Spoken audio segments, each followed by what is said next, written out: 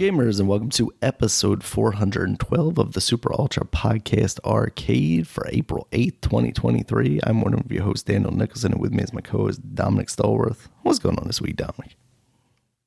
What's going on is that we had an opening day here in Baltimore, man, and the Orioles won. As of today, it's Saturday today, so they won yesterday, even though they're supposed to play on Thursday, but they thought it was going to be a big storm that was going to happen during the game, but actually it was a nice, beautiful day. The time it would have started, it would have been nice and warm. It was like very warm, maybe like in the high 80s. Yeah.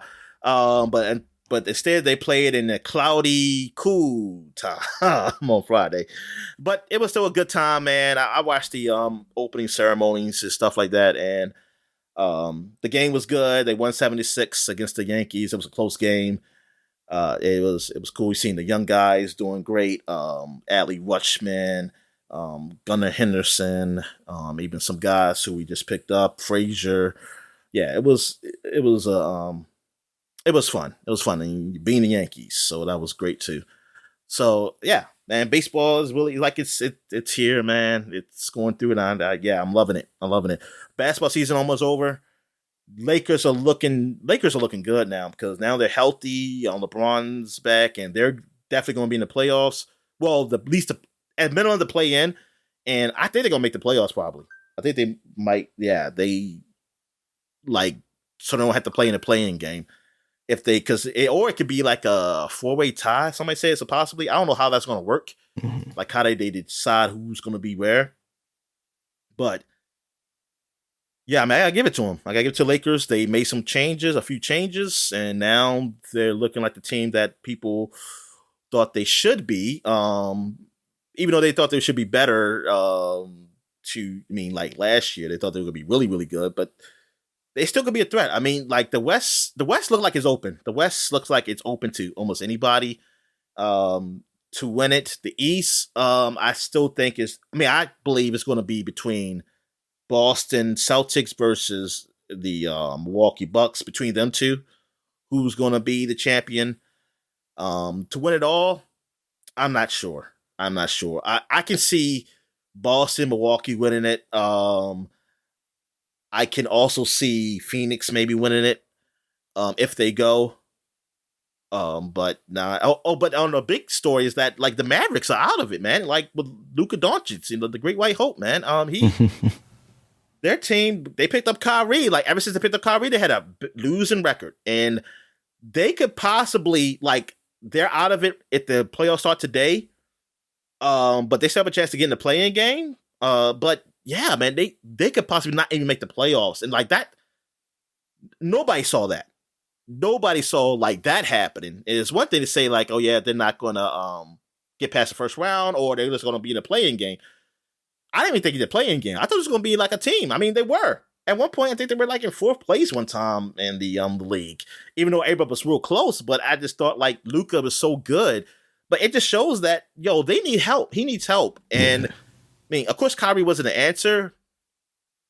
Because they need different defensive help. And they don't have any. They don't have anything defensively to counteract any team.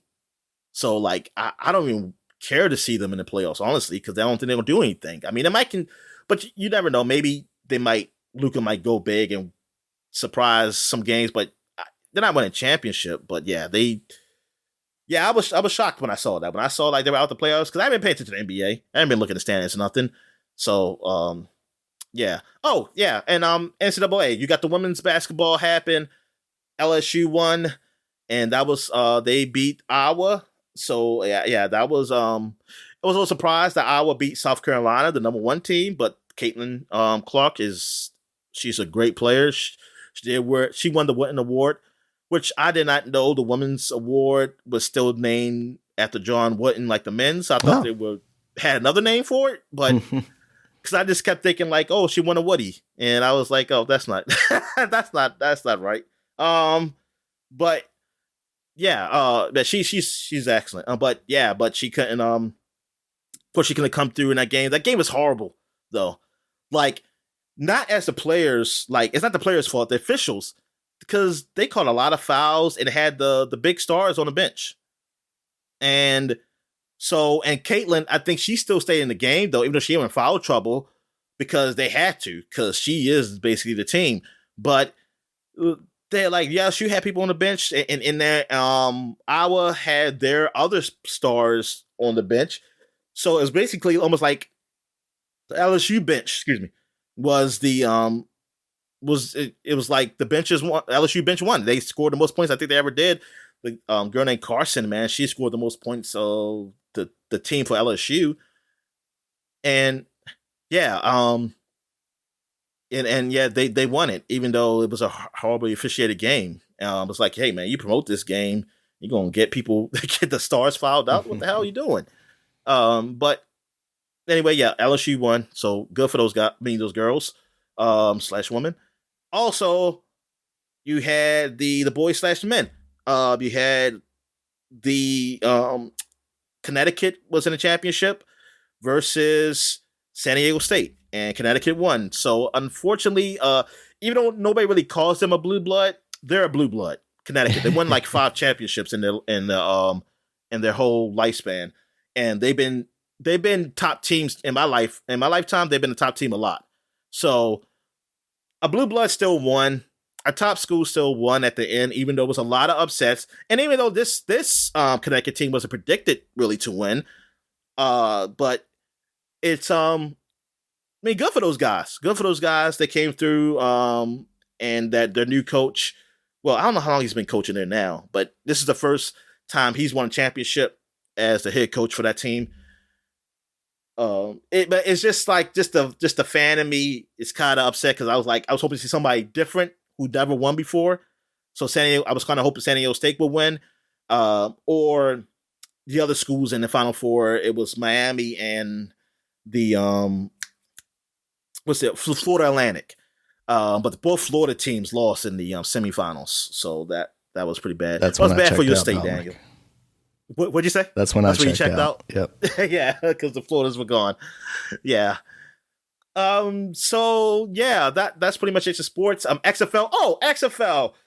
I don't know, man. Maybe this was fixed. The fix was in, I want to say. Because the DC Defenders lost. Damn. Finally happened. Now, I ain't saying the loss like, oh, they lost, that's why it's fixed. The reason I say it's fixed because they lost to the worst team in the XFL who hasn't won a game. The undefeated team lost to the defeated team. And I was like, interesting. Yeah, DC finally got their first loss, and they lost to the worst team, so that sucked. But yeah, I haven't really paid attention to the XFL this week. I know there's some games this weekend, of course, but I think there was a game maybe on Thursday, but I haven't even looked at the freaking schedule or nothing, so I have no idea what's going on because I've been paying attention to baseball. And I think that's it. I mean, NFL, Lamar Jackson hasn't been picked up by anybody or I have any news of signing, so I have no idea what's going on with that. So, so I guess you can talk about WrestleMania weekend last weekend. So how was it? Yeah, so overall, I would say it was pretty good. I know you told me you watched some of the NXT show. I thought overall that was pretty good. I still haven't seen the main event, which I heard was probably the most lackluster match on the card. So I don't know. Oh, so I was right in the feeling of how like it was okay. Yeah, because I felt like it felt kind of lackluster. Yeah, compared to what else I saw. It sounds like those guys just didn't really gel in the ring very well because, like, Carmelo Hayes is an excellent wrestler. He was the guy that won the championship in that match. Braun Breaker is all right. He's been fine. It sounds like a lot of people are like, oh, he's going to go up to the main roster soon. He just doesn't have any depth to him. He's just like, yeah, I'm a champion. He's the son of Rick Steiner, if you're familiar with him, Scott Steiner's brother. They were in tag team back in the day. Yeah, it just he's not doing much for me. So we'll see where it goes from there. It sounds like on NXT this week he turned heel, quote unquote, and attacked Carmelo Hayes. So it sounds like they're going to have another match. Yeah, otherwise, just overall, I thought that was an all right show. WrestleMania Night 1, I thought was really good. There were some spots where it's like, whatever. Austin Theory versus John Cena was like nothingness. John Cena just showing off that bald spot. I think his time in wrestling is up. Like, maybe have another. John Cena has a bald spot? Oh yeah, he's looking real bad, especially now that his hair's grown out more. It looks real bad from the back. The camera angle that they had on him was not very good during that match. He should just cut his hair. He doesn't have a head for that. I don't know why he wouldn't. I mean, like, even when he had the crew cut, it was less noticeable. But now that he's got that kind of like dad hair, it's very noticeable. So he needs to do something. He needs to go to one of those like South American clinics and get the hair plugs or something. Or do what whatchamacallit from the Bears did. What's his name? The linebacker. Yeah. Oh man. Can't think of his name. Urlacher. Yeah, yep. Exactly. Seeing him with hair is still just so ridiculous to me. Yeah, so that was a basically nothing match, and Austin Theory cheated to beat John Cena, so it feels like he's didn't really do anything for him, and John Cena's out. He's gone. So I don't know. Oh yeah, John, that ball spot is like so. Yeah, just cut your hair, man. Yeah, he's getting into where Dean Ambrose was before he eventually cut his hair before going to AEW.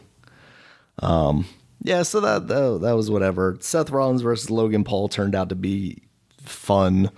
There was a spot where out with Logan Paul was a giant energy drink, because he's got this Prime energy drink that he sells.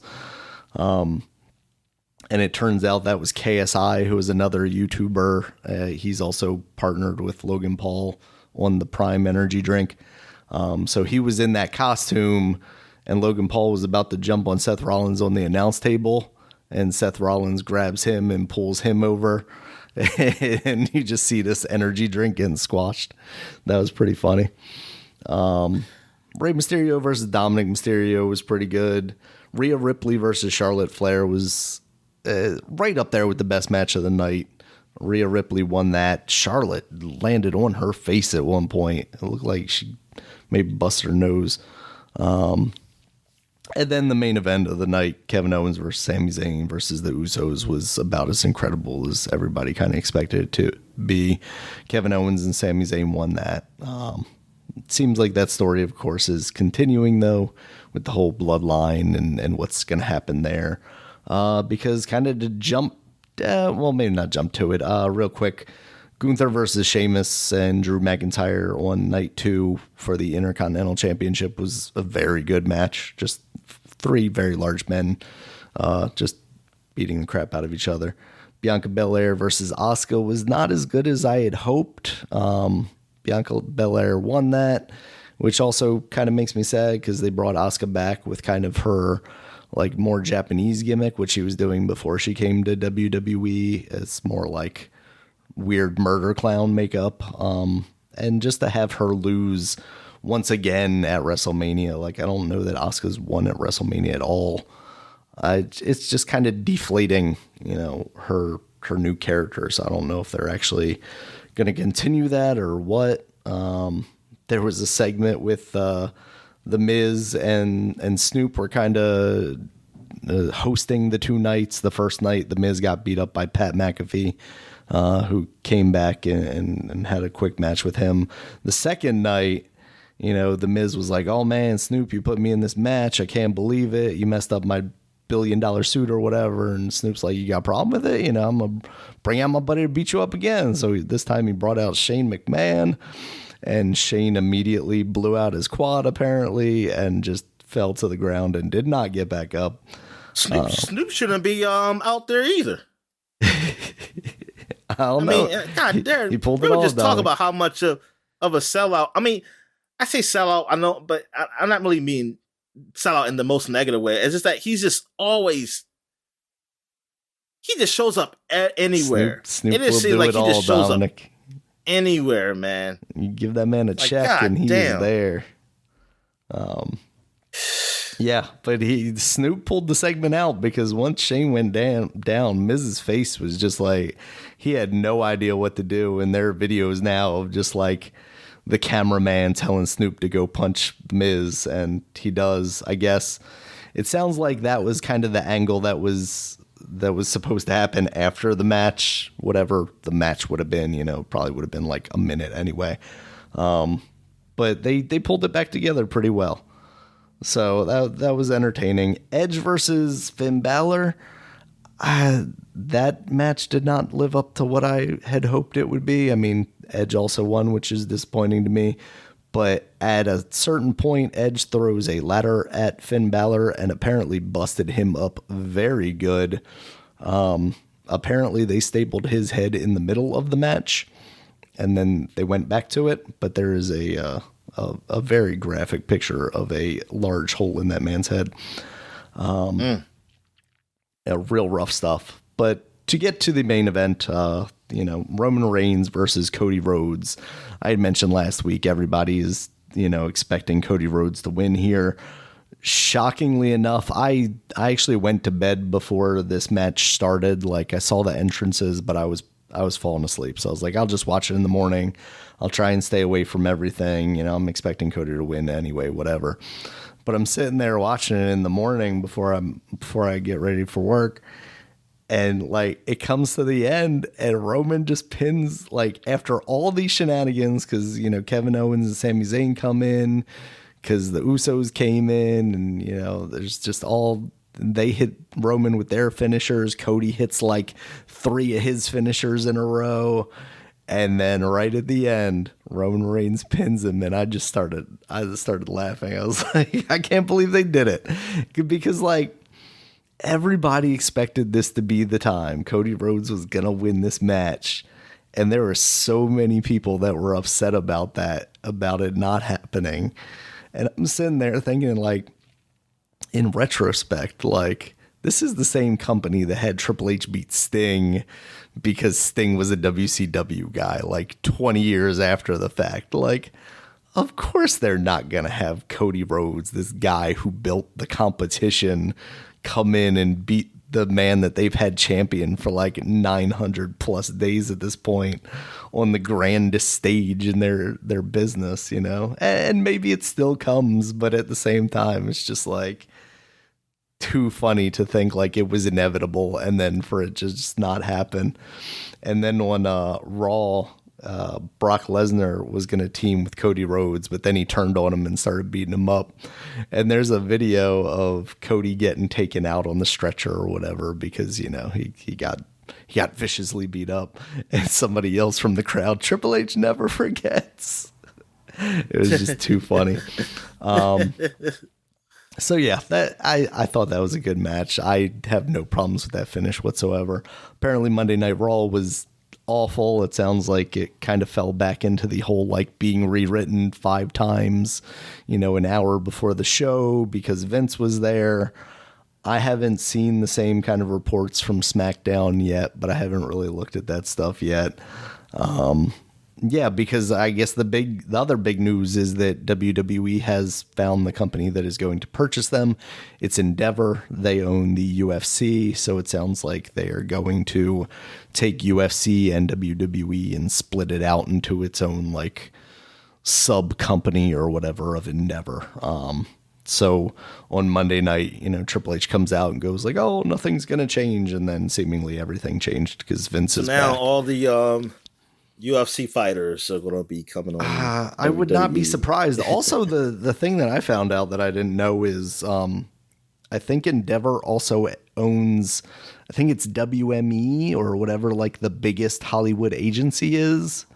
So like, I would not be surprised if they find their way into getting more and more celebrity cameos. I'm done with the UFC stuff, real stuff. Let's get to the fake stuff, man.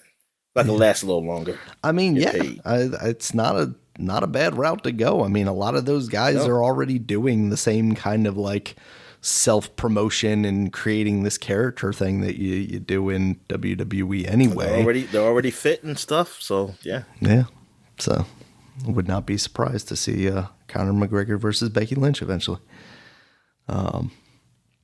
Yeah, so that's kind of been what wrestling is. It sounds like maybe we're in a weird place right now because we're not sure if Triple H is going to continue being the guy or if Vince is now going to have more input again and make the shows terrible. I guess the one other big kind of news item that came out was AEW is actually going to run a show at Wembley Stadium in London. And it sounds like the last time that anybody has done that was WWE in like 1992 or 1996 or something like that. You know, that's a famously large arena. So that should be cool for them. Apparently they get very good ratings in the UK because apparently they're on a more prominent channel than WWE is or something like that. All right. So I guess we'll get to what we're watching. So you want me to kick it off? I guess I'll start. I guess I'll go ahead because you actually watched something. Yeah. So I watched this movie. It was nominated for an Oscar. I mean, I didn't know that when I first started watching it. I started watching it before the Oscars, and well, it was already nominated. But I was looking up movies to watch from 2020 that were good, and this came up, The Banshees of Inisherin, and I didn't know nothing about it. I thought it was gonna be like some serious movie, and I was gonna get bored and then say, "Fuck it, I don't like this." But it was actually kind of funny. It was like almost like a dark comedy, somewhat. Well, yeah, I guess you can consider it like a dark comedy because it's about this guy who Colin Farrell plays in it, and this other Irish dude who you've seen in a lot of period pieces in Harry Potter. So and they were friends. Well, they always would be friends until the movie starts. He goes over there to meet them to meet at the pub, like they always do in the morning. But the guy wouldn't open his door, and then the guy just came to him. I think said like, "I don't want to be friends with you no more. I don't want you to talk to me no more. Nothing." And that's just how the movie goes. It's like he's trying to figure out what the hell is wrong with this dude. Like he keeps avoiding him and stuff. And basically, I think he believes like this because this guy is holding him back from living life. Like he said, "I don't want to die," and nothing. Basically meaningless or something like that, or like he don't want to live in this world and have nothing. He's done nothing or something, and he's blaming him for holding him back from that. And it goes. It's like a quirky type of like movie, and it takes place during I think in the 1920s. I know it's during like the Civil War in Ireland, IRA versus I don't know leprechauns or something. I don't know, but then so they and. It has the woman. I think Colin Farrell lives with his sister, and they're like this in a small village, so everybody knows everybody. He also has a donkey. I forgot her name. But he always like his pet donkey or something like that. And I always question though, like I was always questioning though that. Like, where are their jobs? Because, I mean, I know his job. I think he's like a herder. I mean, he has like cows and stuff. So, like, maybe he sells milk or something like that. And I always want to know what his friend does, though. Mm-hmm. Like, he has a house, and I know he plays music, like for himself, though. But I was like, how does he have? Because they go to the pub. I'm like, where do they get the money from? Or like, how do they pay for this stuff? Like, what does he do? Maybe he's I just never former famous musician, Dominic. Yeah, I was like, I don't know. Maybe did he have an inheritance or something? And like, just like Colin Farrell, I mean, I can say like, okay, he's a farmer. I mean, he walks the cows and stuff, but when he goes to the pub, like I don't know. I mean, they don't show like where he sells and get like where you sell to get the money and then you get money for the pub. I mean, I'm sure everything's on like credit or something because I never see them exchange money. And I'm sure there's like, hey, they'll pay at a certain point. Yeah. I mean, like there's a pub,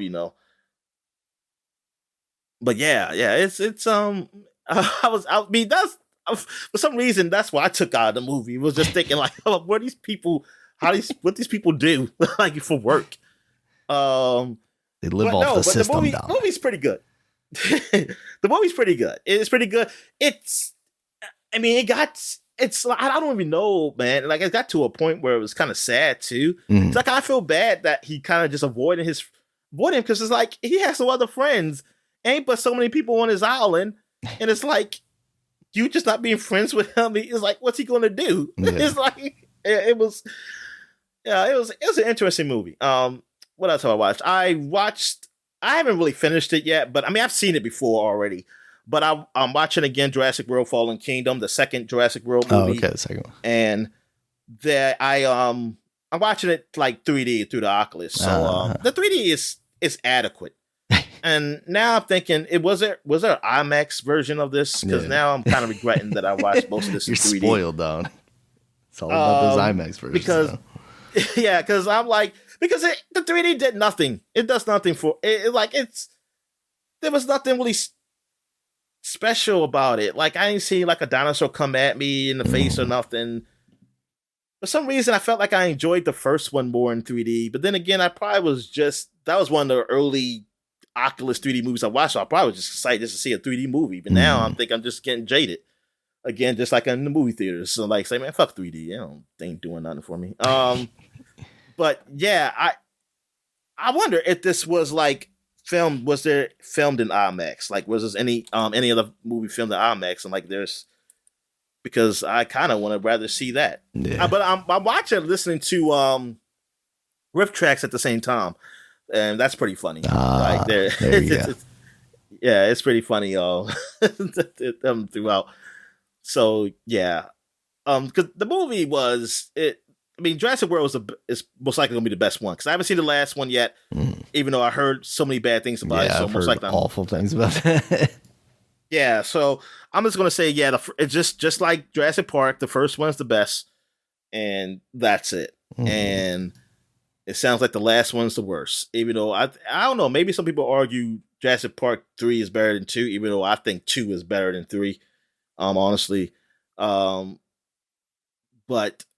for Jurassic World, I haven't, like I said, haven't seen the third one yet. But Jurassic World 2 was, yeah, it wasn't that good, and especially the story. That's like, yeah, it's like, come on, yeah, I could have done better than that. And actually, I don't know if he could have. I don't know what else he could have done. He probably should have stopped. It probably should have stopped the world. But I say should have stopped as far as just as a creative standpoint. Money making, you keep going till that well goes dry. You start making talking dinosaurs next time. They can talk. Don't give now. them ideas, Dominic.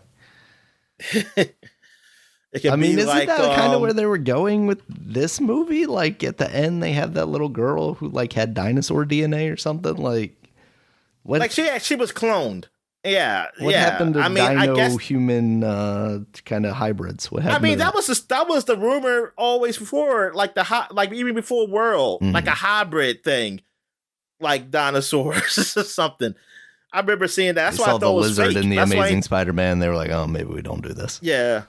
And her, I don't know. I know she's a clone. I didn't know what exactly they used to clone her. Yeah. Maybe they used we used the special dinosaur to clone her, but I don't know. She could speak raptor. I don't know what the hell. But no, she's just in like a normal girl in that. But yeah, but it was just funny how they made up that character. Her father, like he was always with him, and they joked about Ripchat like, it's amazing that you were so close to him. We haven't seen you since this movie. He said we heard anything about you. Oh man. And then her like trying to guilt choke that man, say, we gotta go save the dinosaurs because they're gonna explode from the volcano or something. And like people arguing like they need to save them. I'm like, dude, they're not supposed to be here. And then I'm very confused because they're talking about like we don't like well, the government's not gonna do anything about it, and that's fine. And you know what? If this was real, I would not want them to do anything because I was like, you ain't paying no money to go fucking say those things. They weren't supposed to even be made. But the people talking about asking like, hey, I got this park ready where they can free, like he said, he's got this land where they can freely roam around. And I still thinking about, so what happened to Site B? Because that's supposed to be an island where they can free roam. Just drop them off over there then, to do it. Or you know what? Fuck it. If they died, I mean, that sucks. But dinosaurs are still around. They're not going to be extinct. Unless, and that's what, I mean, I got to go look it up. Maybe it's up here. Maybe they said something about Site B. Maybe they said they nuked it and I missed it. Yeah. But because I'm thinking like for Jurassic Park 2, we know that there's an island, Site B, and that's where they all just are free and doing whatever the hell they want. That's not canon. And all their orgies over there and stuff like that. More Site B. But yeah. What else have I watched? I also watched the last South Park season finale. It was okay. But it was about Mr. Garrison going back to being Trump-like, and he couldn't resist being like Trump again, and his boyfriend being mad at him. And then Stan's father mad at Stan. He's saying because he's not treating spring break like he should be partying and getting girls and bitches. He said getting bitches, which is like the boy is like what 8? What the fuck are you talking about?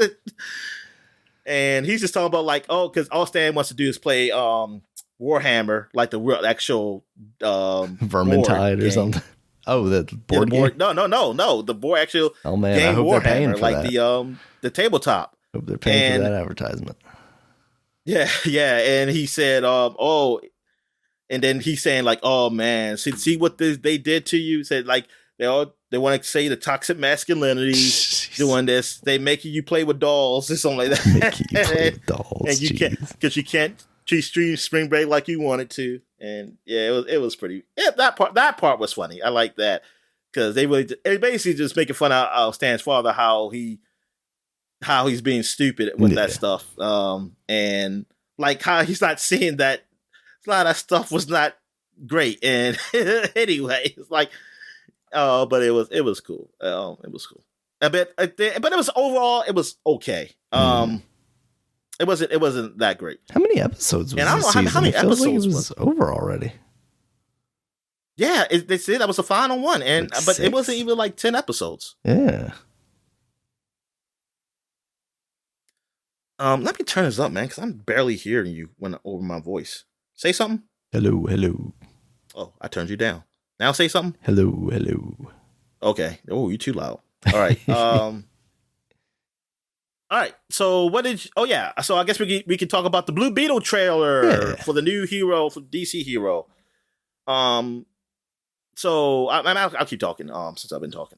So the Blue Beetle trailer, I mean, I liked it. I mean, the trailer was good. The suit looks really good. I agree. So I hope it turns out to be a pretty good movie. So what do you think of it? Yeah, it looks like a lot of fun. I described it kind of as the original Shazam. It has that more lighthearted, kind of comedic orientation as opposed to a lot of the other DC stuff that we had seen previously. Like you said, the suit looks good. I think they did a really good job of making it up to par with like what the Iron Man suit looks like nowadays, especially the more organic like nanobot one. Yes. Yeah, and I think from what they showed, I don't know, I'm not familiar much with the character, like who his villains are, so I'm not entirely sure, like outside of that one lady who said something that I can't remember, but she was like, we gotta get that weapon or something. What's going on there as far as like who we'll see him face or like what kind of stuff he's going to be fighting. But yeah, I think what that trailer shows, I'm intrigued by it at least. Yeah, exactly. Yeah. It, I mean, I'm happy they're doing this movie because I like that character. I read did you see the tweet I sent you about the Blue Beetle with the comic? I don't think I did.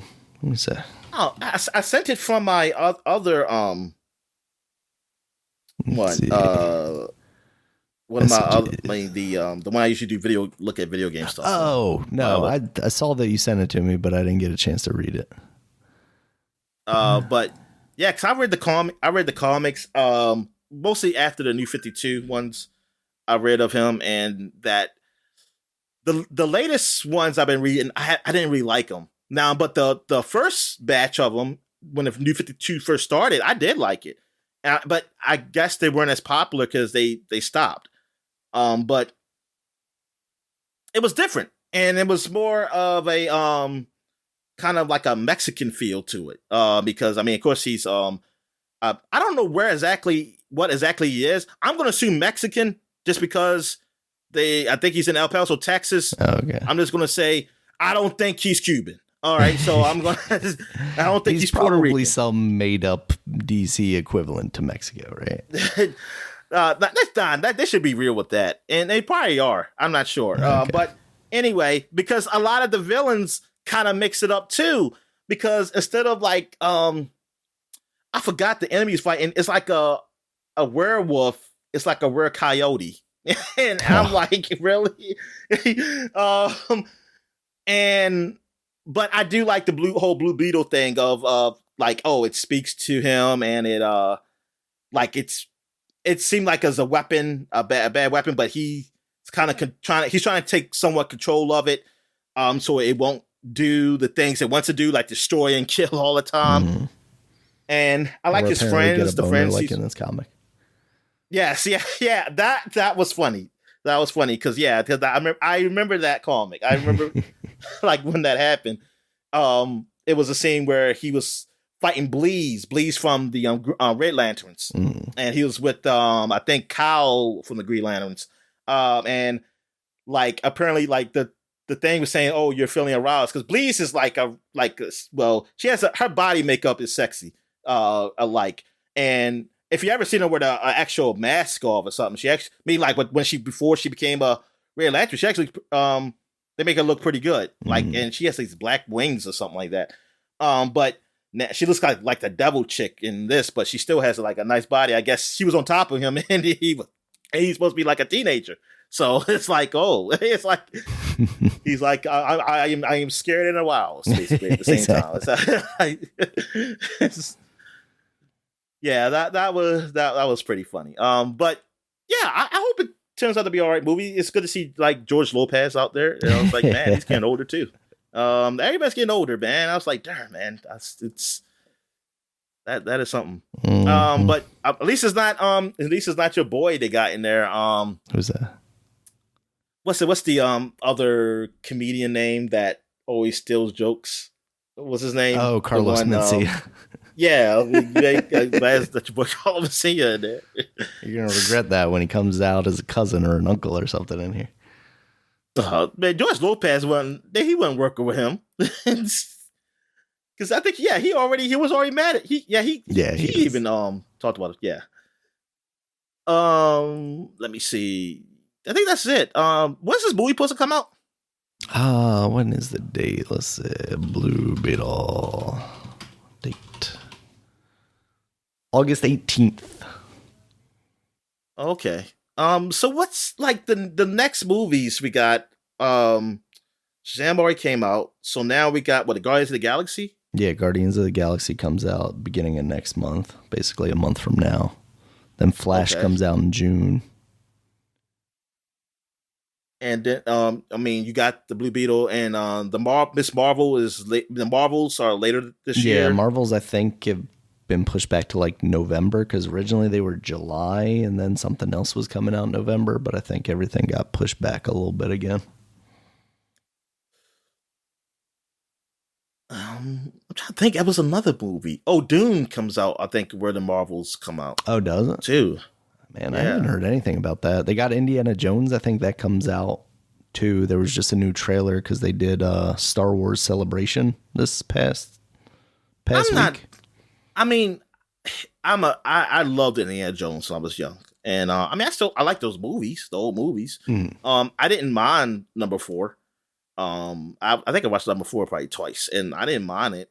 But this one is just like, why? Like why? Or like, why can't Harrison Ford just be old and you have someone else? Yeah. I mean, okay, you're not going to do Shia LaBeouf. That's fine. This one does kind of look like maybe they're doing like the Shia LaBeouf thing over again, but now with, I think, Phoebe Waller-Bridges, I think, a lady from Fleabag. I think she is, like, kind of, from the trailer, it looks like she's gonna maybe kind of be doing the replacement. She's gonna be Tomb Raider. Okay. She's gonna be, yes, she's gonna be Lara Croft. Man, there's... No, it was Amazon that bought the rights to that. If only Disney had gotten that, they could have done the crossover everybody wanted. Don't say that. Disney got everything else. I think they don't need nothing else. But now we're not going to get the crossover that everybody wanted, Dominic. Oh, no, I ain't want that crossover. I just want that porn. That's all I wanted. Oh, no. All right. What?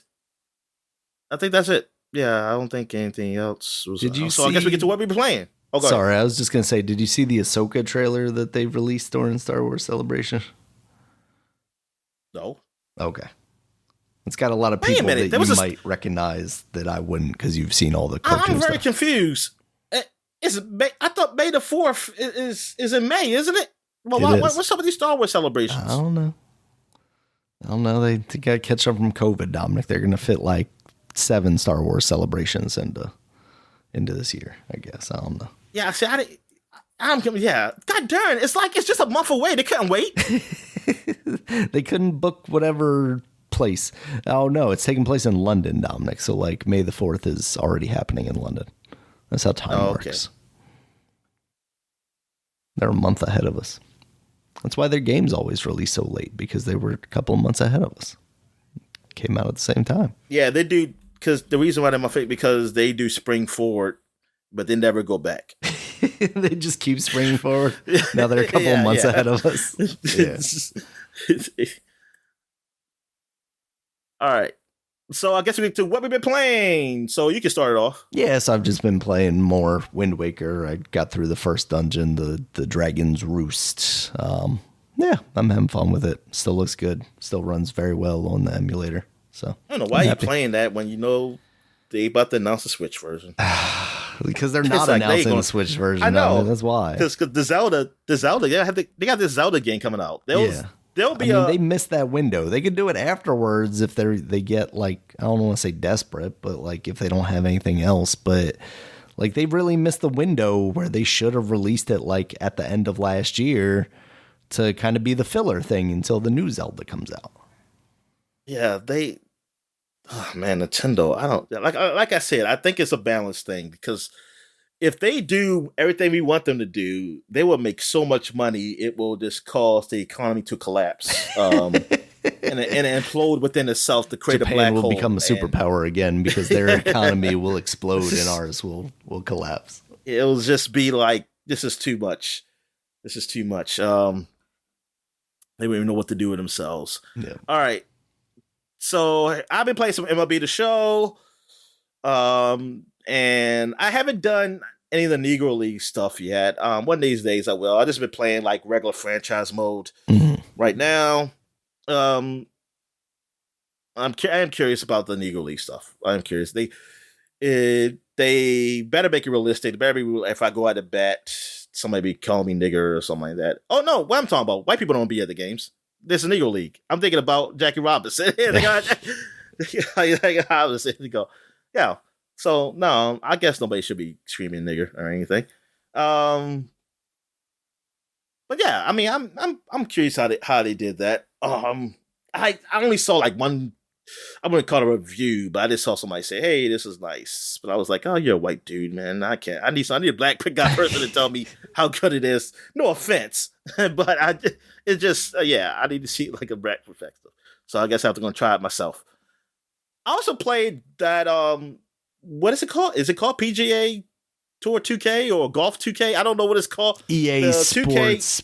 I'm sorry. The 2K game. 2K what Sports. Is that called? Golf 2K. Because they have a free weekend. So I was like, oh, let me try this game out. And you know, it's so funny. Like, NBA 2K is a lot of gigs. I forgot how many my friend said, like, at the updates and shit, like how many gigs that game is. Compared to like Golf 2K, which is only like 10. When I saw 10, I was like, oh, damn, this is a very small It's sports refreshing. game. And so it didn't take that long because I was thinking it's gonna take forever for me to like to download this thing. So I only played the tutorial part, and technically I'm still there. I just got bored, but I'm probably not gonna play anymore. And I wasn't even recording that, so I was like, damn it, I should record that stuff. But like I picked the mode where you just hit the buttons to like it's the three I was gonna say three tap press. Yeah. Instead of the analog stick stuff, because I think that's a lot easier for me, even though that was pretty fucking hard at first to understand how to do that. But once I got down pack, it went all right. I mean, I can't judge for what I played. Like I said, I only played the tutorial. I mean, the game looks okay, but it doesn't look that great because I'm playing on the Xbox One. I'm not playing the freaking Xbox Series X or PS5 version, so I'm not. It doesn't look that great. It looks okay, and I play enough of it. But I just want to get just to see how it feels. And I mean, the 3-button press thing. I mean, I could see that like being fun. If this game had like the Masters or something, I might think about it. Mm-hmm. Doing it, but none of these games. Wait a minute, is EA Sports one getting the Masters? Is that getting the Masters? Is this one? I want to say the EA Sports one maybe has the Masters. Let me see. Like they used to have the Masters, then they lost it, and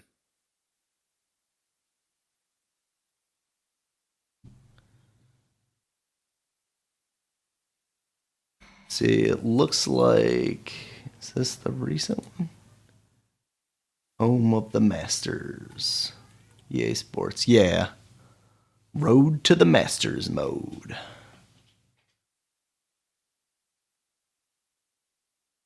So yeah, the EA game's got the Masters in it.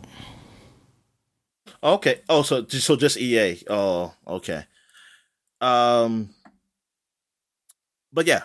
So, but this one has Michael Jordan, Daniel. You could be and Michael John Jordan Cena golfing. coming soon, Dominic. I saw that, and I'm like, that.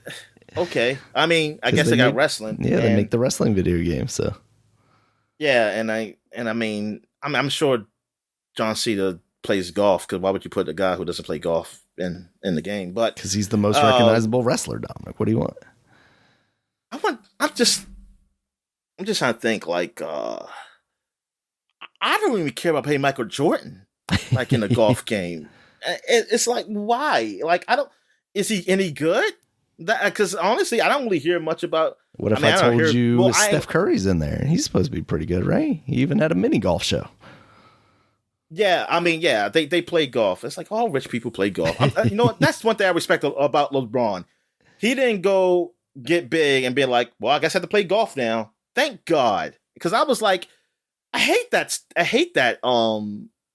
kind of like, it seems like if you get to a certain point, you gotta play golf. Like you get rich or like something status. Like, yeah, say, and then because I hate to like hearing a radio show for saying, oh God, this guy plays golf, man. That's cool. I was like, oh, shut up, fuck golf. I was like, why is that gotta be like a Dominic? Goodness. Yeah, I mean, and that's all it should fucking be. Like I do like that joke when Morant on one of his videos, Josh Morant, he was like, "Oh, look, I got a little golf thing here." I say, "Oh, I guess I'm rich now. I got to learn to play golf." I say that's what it feels like. It feels like so I was like, just like Charles. I wonder why like before he became rich in basketball. I know he never played golf before. Now I ain't saying like you can just like it. So yeah, if you like it, you like it. I mean, a lot of people play golf. They're not rich or nothing. But it's just that you always has, but it has that notion. It comes with it for me. I'm sorry, and it's like your bias always got that notion like it's pretentious. It's like it feels really fucking like a pretentious, funky thing, and like it's so special. Like golf, like it's such a great thing, and it's like what the fuck, yo? It's like this shit is boring. And this like show me somebody do fucking mini golf. Show me somebody who can like get a hole in one with the freaking gorilla swinging his arms around and you got to get past it. That'll impress me. I want to see that. or with the windmill or something like that. All right. So I'm about to edit it out. We're gonna lose all our golfers who listen to this podcast. You don't know I'm racist against golfers. All right, so I played some more Vampire Survivors, and I've been playing a shitload of that. Oh yeah, I've been playing on that hard mode, and I won because I cheated. At you. Oh okay. That guy, I put the mods in. I put the yeah, I was so glad. I didn't think the mods were going to work because I was doing through Game Pass, and everybody kept showing Steam, and only one person on Reddit asked about does it work with the Xbox version, and he said like I can't find on Google anywhere, and I couldn't either. That's like damn. I guess everybody's just like fuck the Xbox version, and nobody's supposed to say it. So I just did it anyway. I said let me go and put it in the files in here to see if it works, or I might corrupt the game, and I had to just reinstall it. So I did that and it worked. The mods work. And like it has an old mod thing where you can mod like how far the like items can magnetize to you. Like you can mod how many weapons you can have at a time. Like you can up it to more weapons, how many loot boxes open. Like you can mod a lot of shit in this mod. That's and cool. And there's other mods where I have like mod certain characters that look like certain things, like the Castlevania character or some shit. But I didn't fuck with that. I just fuck with like basically having more weapons and like more weapons and more support items or something like that, so I can get through this fucking thing. And also, I will turn invincibility on when I look like I'm about to die. I will turn it on real quick, and then I get my health back up, and then I go back to being normal. There you go. But yeah, I mean, it was fun. It was fun doing that. But yeah, I might be playing around with the mod stuff just to see how that goes. I might have to edit this out in the podcast too, so I can be like, I was good. I'm very good. This is why I wasn't cheating at all. All right. So what else have I played? I played some more Persona 3 Portable. Nothing much to talk about there. I think I'm closer to the end than the beginning now. I also played a game called Bravery and Greed, which was another game that's free for a weekend on Xbox. I'm not sure these games are all free. They maybe because sometimes games are free everywhere for free for a weekend, but I just see it on Xbox. Yeah. So Bravery and Greed is a roguelike it's a roguelike combat game, action game. It's not made by Team 7. It's published by Team 17. The same guys who done a whole lot of shit. I mean, they done the game that the other roguelike game. Oh, Neon Abyss? A Neon Abyss, yes. And that's what it reminded me of. I was thinking like those guys had made the game. But they didn't make the game. They just took a pixelated game and just made an action game, and it looks very similar to it. Okay. So yeah, I don't know what these guys have done. So I read somewhere on Steam, somebody said only 2 guys worked on this game. I said, okay. But yeah, it seemed okay. It seemed like, it seemed like an okay game. Only problem I have is that it's co-op also, which I heard is a lot of fun. Unfortunately, it's not matchmaking co-op. I have to invite people. It is online though. I give them that. It is online. It really would suck if it was just couch co-op, but there's no lobbies for it. So for me to find people to play with, I can't just jump in, jump out to do it either. So that's what sucks. But other than that, it is it's a pretty good roguelike game. By the time you hear this, it's not going to be free for a weekend, but I think I don't know how much it costs regularly because it's on sale right now. And I heard someone said that they think it was a little costly, like I guess the regular price, and I don't know what it was, but yeah, it's like it's $20 on Steam. Doesn't look like it's on sale at the moment on Steam. So. Oh, okay. So I guess some people thought that's a little too much, but you know what? Maybe 15 should be better. But yeah, it's an all right game. I think there is a demo, so you can try it. I believe on Steam. So yeah, that is okay. I was very wrong by T17 for Fall Guys. I don't know why I thought Fall Guys was T17. I could have sworn I saw T17 before Epic Games took Like it over. has that kind of aesthetic.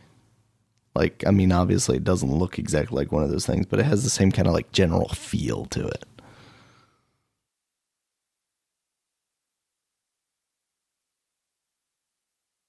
All right. All right. So last but not least, darn, I'm still talking.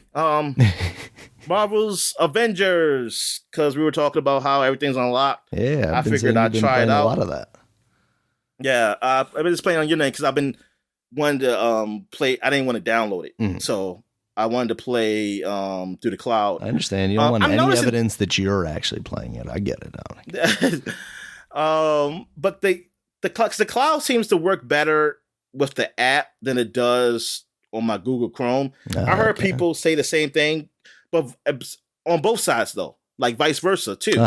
Like it really, it's really just because it's not your connection. It's really Microsoft's is on Microsoft's side, and I guess depending where you at, I don't know how it works because like it seemed like it works better on my console, even though it does have every now and then it does do that pixelated look, but it doesn't. I never slow down though. It's never a lag.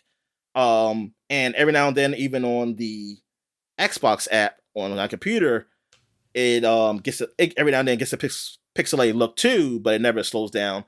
But on Chrome, it gets a pixelated look a lot more than it does on those. So I've been playing up there, and I've been playing the Marvel's Avengers up there in MLB The Show.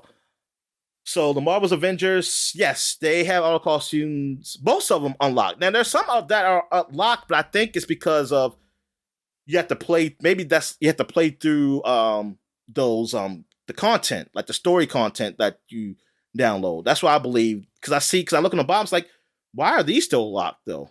And there must be special ways to unlock them without you don't have to pay for nothing or anything. I think it's something you have to do in the game um, to get those. But yeah, the a lot of outfits that I was seeing that are locked, so it was a lot. I didn't realize they had like those outfits based off the TV shows that came on Disney Plus. You know, like they had some special. I forgot. We mentioned it, but you know, I'm not really paying attention to that much of that about that news because I wasn't playing the game. Um, but yeah, I like some of the I like a lot of outfits in that game. And it's cool that I just to be able to always switching like Iron Man's outfit when I'm playing with him or Kamala's, like picking like which one of her outfits to put on and stuff like that. And Hulk, I'll be having him in that big like looking like in that suit, looking like a gangster, like a 1940s gangster or some shit. And or like look like a wrestler and things of that nature. Yeah, and playing through the story again, I'm kind of fast forward through a lot of the scenes, but some of them I kind of just look at. Like, cause the story was good. I enjoyed the story itself. The gameplay is where it gets old fast. Like I get bored. I can get bored really fast. But the story was just always great. Great is a stronger word. But I mean, I thought I enjoyed it. It was a story that I really enjoyed. Because I really want to play the new stuff though. I want to get the new content, but I wanted to unlock some things, and you had to go through the story again. So I'm kind of just rushing through that, getting through that. But I have a feeling I'm going to get bored again, and then I will never get to the new stuff. So there you go. And that's it. So I guess we'll take a quick break. When we get back, we get to the flashback segment. All right. And we're back. So now we're flashbacking to 2013.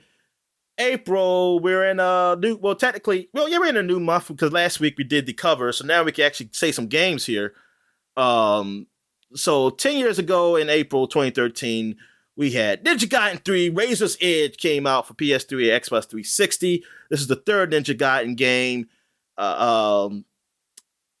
After, like, what was it called? Ninja Gaiden 2 Sigma? Was that what it was called? No, on PlayStation? I don't think so. The game considered equivalent to the Ninja Gaiden Sigma games. What the hell is that? Because Sigma was the okay, it was just Ninja Gaiden 2. Well, maybe there was a Ninja Gaiden 2 Sigma. Because I thought there was a Sigma Ninja was Gaiden when they Sigma. finally released the version on the PlayStation 3, right? Yeah, that's what I'm saying. This is the since that game. I was saying since that game, this is the one they Okay, yeah, there released. was a Sigma too. Yeah, you're right. Sorry. So this was the last. Yeah, this was the one since then, and apparently also it came on Wii U also, but that was last year. Wait a minute. What? This came out already. This is November 18th on Wii U, 2012. It came out a year later for the That doesn't make any sense. on Wikipedia. This is what it shows. This is it don't make any sense. Okay. North America. Wow. There's no way this game came out on the Wii U before it came out on the 360 and maybe the PlayStation, they paid for right? it. They must have. Maybe Nintendo must have paid for it. Oh, it was published by Nintendo. That's why. Oh shit! I didn't remember that at all. So this is actually the this is there's already been out for a year. Well, months. It's been out for months. That's crazy. Yeah, because it was published by Nintendo for the Wii U, so I guess it came out on there first. But they weren't like Sega with Bayonetta though. Like Nintendo is just public. That's almost like it's owned by Nintendo, but they publish it and they're gonna keep it up there. While Ninja Gaiden got to come on the other consoles and the PC. But since we probably didn't talk about last year, we probably didn't talk about so we talk about now. So Ninja Gaiden 3 finally came to the masses because I'm pretty sure it didn't sell that well. I'm on the Wii U. But it didn't rate that well. It got 67 on PS3, a 70 on 360. It was a 69 on Wii U. Nice. Yes, nobody else can grade this game unless you can get it to stay at 69 on the Metacritic. But yeah, let's see why the people did not like it. It got negative criticism and hardcore fans backlash to Heart. Wait, let me see. They said Yosuke Hayashi and his team clearly took the negative criticism and hardcore fan backlash to heart, and they deserve a second chance. Let's see what they say. An early version of the game was well received by Mick Dyer of IGN, so he was probably paid. And IGN's review by Ryan McCarthy stated, "It's fantastic to see this kind of hardcore gamers game on a Nintendo console and at the Wii U's launch." Oh, it was at the launch, no less. Huh. And you can forget much of what you may have heard about the original release of the game. On the other hand, Kevin Van Ord from GameSpot wrote, "It's harder and more varied than the original release, but Ninja Gaiden 3 Razor's Edge doesn't reach the greatness of this forebearers." So, I mean, technically, Ninja Gaiden 3 did already come out. It's just, this is the Razor's Edge one. And the Switch got to have it first. Okay. That makes a little more sense. Yeah. Okay. So that's why the Switch got it. They got a little early just to help their boost, but it was already Ninja Gaiden. It wasn't like they got Ninja Gaiden 3 first. So, but Ninja Gaiden 3 said this is better game than Ninja Gaiden 3. One of your gamers, Martin Robinson, said, and one that does commendable things in atoning Team Ninja's past sins, but sadly is far from a brilliant one. Oh, and Jim Sterling from Destructoid gave it a 5.5 out of 10, writing, "Nothing this Wii U release does can improve upon the core gameplay, which remains as dry, disinfected, and Banalsic. I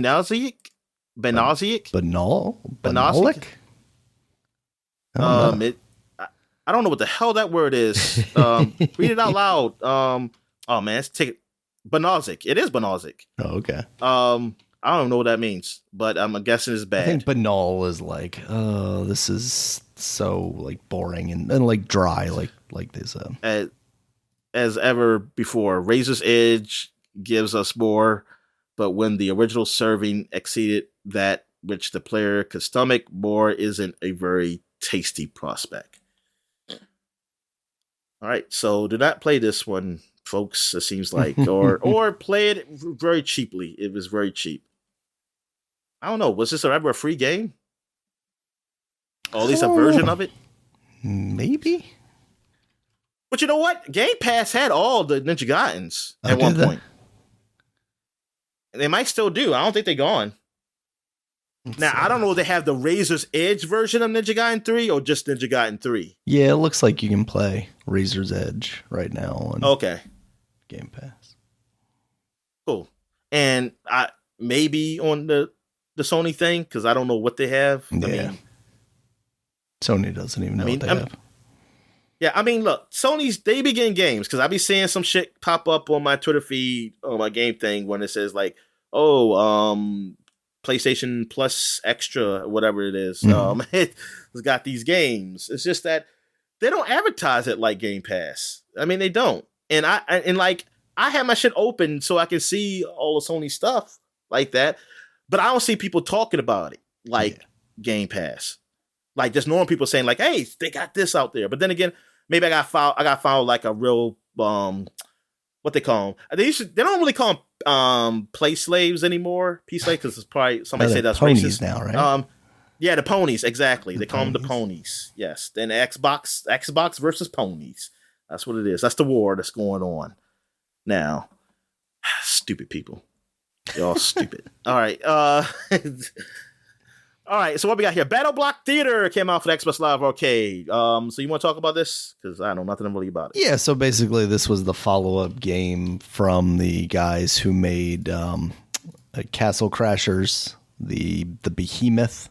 They also made the, what's the Alien Hominid, the one we were talking about earlier. Yes. Basically, it was like, man, what are they going to do next? Castle Crashers was such kind of a hit. It was awesome. And then this came out, and it was kind of like this weird multiplayer platform thing. I remember it being kind of a big thing. Well, actually, maybe not. I'm trying to think if this was kind of the big thing that they had at PAX when we went that one year, or if it was Pit People. It might have been Pit People. I think it was Pit People. Yeah. But, yeah, so, like, Behemoth kind of came in and was this big developer coming off Castle Crashers, and then it was a while before, like, Castle Crashers came out in 2008. Battle Block Theater didn't come out until 2013. Like, people were wondering what they were going to do, and then this game kind of came out, and I don't remember it being bad necessarily, but I think the reception was definitely a lot lower. Although looking at the Metacritic, I could be entirely wrong because it's got 85 on both PC and Xbox 360. And a lot of the scores I'm seeing are 9s. Like Game Informer gave it a 9, Eurogamer gave it a 9, Edge gave it an 8, Destructoid gave it a 9. Like, man, maybe we're missing out here, Dominic, on having not played this. Oh, well. They should have made a Castle Crashers 2, and then I would have been playing it. I'm pretty sure I own this on Steam, so like maybe one of these days I'll get around to playing Battle Block. I think we own it on Xbox too. This probably was a free game. Oh, I wouldn't be surprised. Definitely got free game written all over it. Yeah, God darn, why they had to making Castle Crashers 2? Like, what the hell? They even had the HD shit that came out. Maybe the HD one didn't do as well as they thought it was going to. What do they have on their wiki is showing what they're working on now? Alien Hominid. They should have used that. They should have used that as a case. The game is so old. They should have just made 2. Bastards. Video game companies got to play safe, Dominic. I'm seeing this review from somebody on Steam, like, buckle your pants, buckle your pants, pull up your socks and dance. Okay. I will not do any of those things. All right. So what else we got here? Oh, the big one that came out 10 years ago, Guacamelee came out, the Metrovania platformer. Yeah. And Yeah, you talk about this because this is the game you really introduced me to. Yeah, this came out. I think I played it mostly on the Vita. Basically follows the Metroid formula of, you know, you getting upgrades and new moves and stuff, but you're a luchador set in this like Mexican fantasy world that's split between living and dead, and you can transfer between the living world and the dead world. Yeah, it was just really cool. The art on it was like this 2D, almost like cut out what is it, like craft paper almost. Like it's very stylized. Yeah, I don't know how to describe it other than like it's got a lot of the stuff that I like. It's like a Metroid game mixed with wrestling, because you would do like German suplexes and slams and stuff like that. Superman punches, and just a beautiful art style. You know, it's got all that stuff. So it was fantastic. I think 2 is also very good as well. Yeah, that art style that really gives you that kind of like Mexican feel. Mm-hmm. I like that. It's very colorful. Yeah. Yeah, exactly. Like very festive. Like very festive. Kind of dude. Like Fiesta, yay, and like the Fiesta Bowl. Like the Fiesta Bowl. All right. So the last thing for 2013, it's not a game, but this was the big news. Lucasfilms Games, though, because Walt Disney owned them then, because you know they had bought Star Wars. The Walt Disney Company shuts down LucasArts development division and cancels its then upcoming games, which included, I believe, the Star Wars, what's it called, 1313, right? Yeah, 1313, the Boba Fett game. Yeah, so that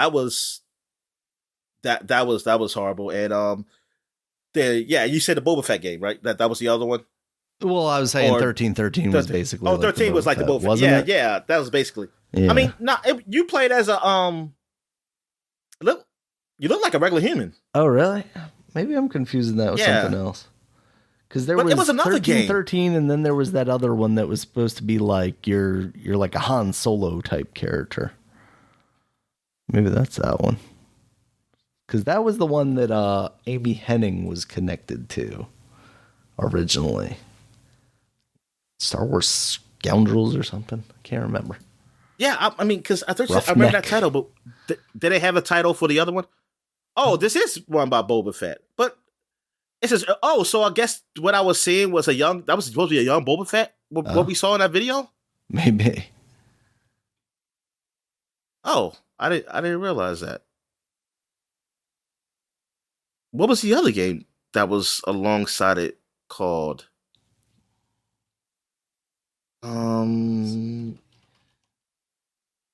I don't remember. I don't remember what it was. I mean, unless I don't know if it even had did it have a title? Maybe it didn't have a title. Maybe it was just another project or something. Ragtag is the one I was thinking of. That's the one that Amy Hennig was working on at Visceral Games. And when was that? That's later. Ragtag, she left EA in 2018. That feels like so much more long ago, though. So I don't know. But so because people were looking forward to that, because this is like next gen graphic stuff at the time, so they were showing this off. Toy Story level graphics, Dominic. Yeah. No, better than that, because it's like more real. Yes. So I guess more like the Final Fantasy movie level graphics. But yeah, I was a little disappointed, because I was like, no. And then I was disappointed because I was like, what about like games like the Monkey Island series and all these other Lucasfilm games? We were wondering what was going to happen to them.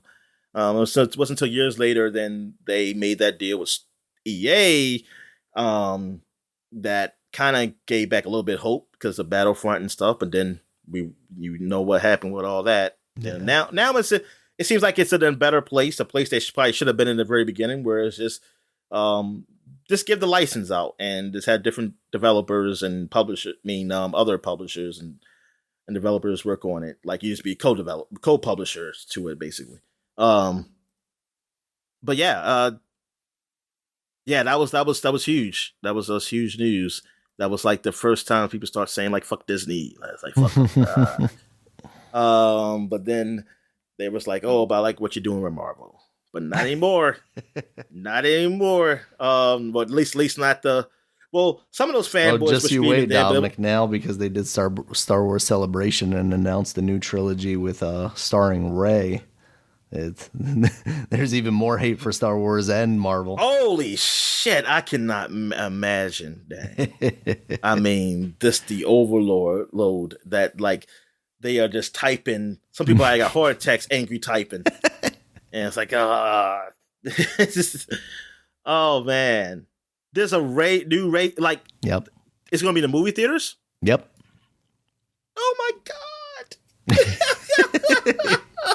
You sound extremely excited, Dominic. god. Oh man, this is so. I'm just gonna love reading the Twitter post. That's all.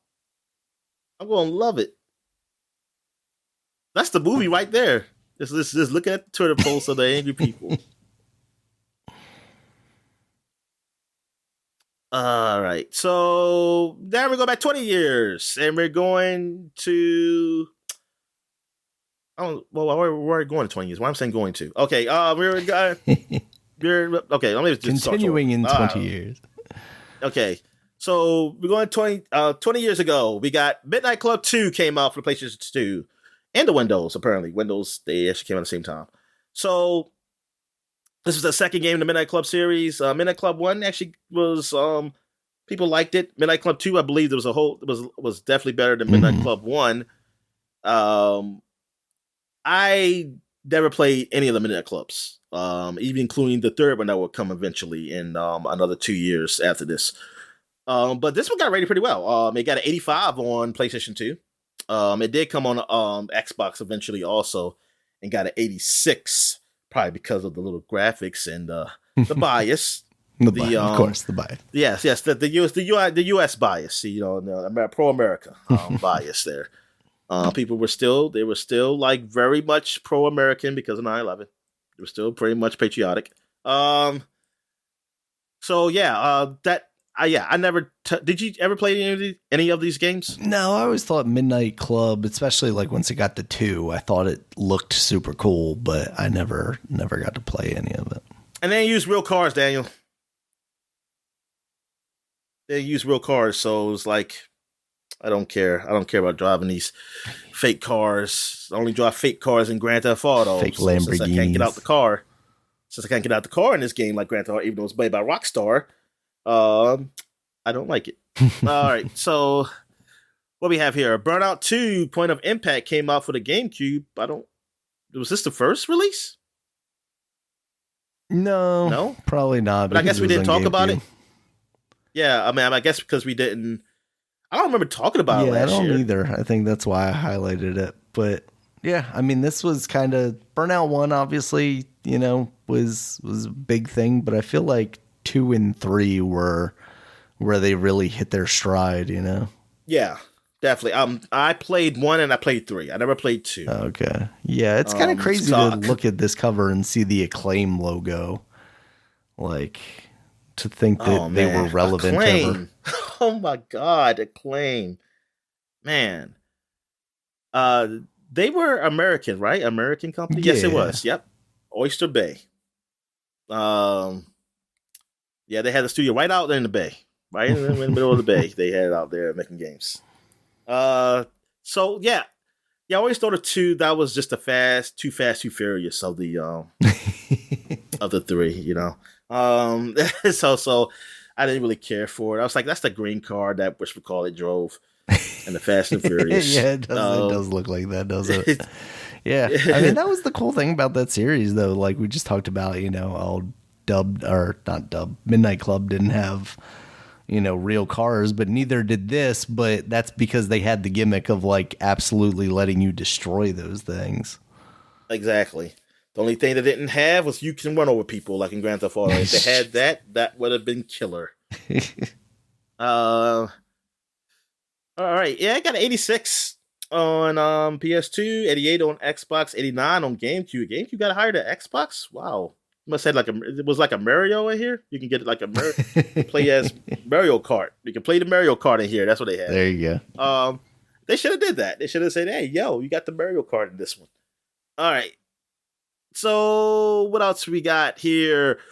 Oh, here's a big one. Def Jam Vendetta came out 20 years ago. Heck yeah. Man, this was huge. This is like I remember watching the making of video. It wasn't really like making of. It was more a promotion, but you saw the rappers in the studio doing the voice acting. I saw Red Man and Method Man, Christina Milian, maybe some other rapper was there. But it was, I believe it was off that when the PlayStation demo disc, and they had it, and I was so excited. I showed my sister, say, look at this, man. Just say they got all the rappers in this darn fighting game that's about to come out, man. This is crazy. And I was like, and they have this music, and I was like, oh man, I can't wait to play it. My friend ended up getting it, and I played it, and it was good. I liked it. I enjoyed it. I liked the story because that's what I was really into, was the story. Like the gameplay stuff. I mean, I enjoyed it, but I was never really big into like the wrestling games on N64 because I didn't have them, honestly. So I was, but hearing that those guys worked on it, the guy worked on it. Maybe some other people were there too. It was cool. It was like, oh, this is going to actually be a good game, and it turned out to be, because a lot of people did enjoy this game. I know you really liked it because you didn't like Fight for New York as much. No, because they moved. But you know, I was excited for this one because they were, you know, it was basically like the spiritual successor to a No Mercy. It was stripped back, obviously, a lot. They didn't have like backstage stuff. It was mostly ring stuff, but like most of the moves were there and all that stuff, and just the gameplay was similar. And then with 2, they made it kind of more of a fighting, like a street fighting kind of game. And like I liked what they did with like the character stuff of like adding like levels to it, like, oh, that's not just Snoop Dogg, that's, you know, whatever his name was in the game, and he's this boss, you know, underground boss or whatever. Like that stuff was was fun. Just save all that to the future when it comes out. But this one, this mostly dealt with the guy you see on the cover. He's the boss. And D-Mob, this I one, think his name was. From Mobb Deep. And he I just totally made that up. No, I think that dude was like based on an actor or something, right? Like he looks familiar. Cartoon version. You just seen a black man with a freaking goatee and bald. But it's Ving Rhames, right? And like you kind of working under him, but you don't like him. He's kind of the antagonist, and you end up fighting him at the end. But it was cool. And his hometown was Baltimore, Maryland, Dominic. It was? Yeah. And he was voiced by God of War Christopher Judge. That's funny. Wait a minute. Oh, the God of War today. Yeah. Modern God of War, sorry. Oh, the modern guy. Oh, so and he was in not Star. Stargate? Stargate. Yeah, Star. Yeah, it's Star. Okay, yeah, right. Stargate. Yeah. Stargate, yes. He was the alien human. All right, so man. I kind of just want to play this again. You said you saw something where like people had a mod of it. Yeah, they had like a high res texture pack and stuff. Yeah. Maybe one day I'll look at that. All right. So now we're going back 30 years. 30 years ago, this was huge. Breath of Fire came out 30 years ago in Japan for the Super Nintendo. Well, the Super Famicom, I should say. That's what they call it over there.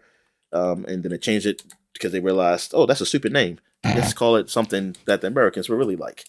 Super Nintendo. Hey, Nintendo. Just call it after our company. Yeah, it's called after our company's name. We just call it Super. And there you go. Breath of Fire is an RPG by Capcom. I played very little of it on the Switch because of the console stuff. What's it called? The online Super Nintendo console thing they got up there. If you pay for online. So it's a like a basic RPG, JRPG, old JRPG style and everything. I didn't really stick me. I mean, because I'm playing other games, and it didn't really have nothing that as big of interest me. But I just heard like this is like the start of the series that has gone for a while now. I think the latest game was probably in it was, there apparently there was. I was thinking about 2002, but yeah, there was something in 2016, but it's a phone game, so that don't count. So yeah, there's some in 2016, Breath of Fire 6. I see here, and yeah, I never. Well, Breath of Fire. Every time I hear about it, like I saw it, it never interests me.